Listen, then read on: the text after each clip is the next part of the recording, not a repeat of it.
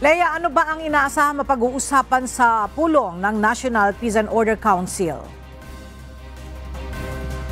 Ella, magandang tanghali sa iyo. Ayon kay PNP Public Information Office Chief Police Brigadier General Jean Fajardo, kasama sa pinag-usapan ang peace and order situation ng bansa sa mga nakalipas na buwan.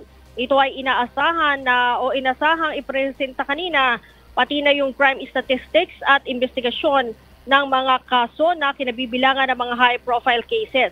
Sa nasabing pagpupulong din, Ella, ay inilatag ng PNP ang mga posibleng areas of concern para sa nalalapit na halalan.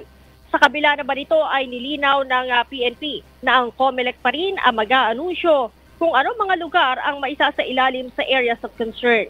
Nagsasagawa lamang ng assessment at rekomendasyon ng PNP para sa pagdideploy nila ng sapat na bilang ng tauhan sa mga lugar na matutukoy na may mainit na labanan sa politika. Ella, itinanggi naman ng PNP na loyalty check ang pagtungo ng Pangulo sa Campo Crame para makipagpulong sa matataas na opisyal ng Philippine National Police. Samantala, Ella, ngayon ay bukas na itong mga gate ng Campo Crame at ibig sabihin yan ay nakaalis na ang Pangulo. Ella? Alright, maraming salamat, Leia Ilagan live na nagulat mula sa Camp Crame.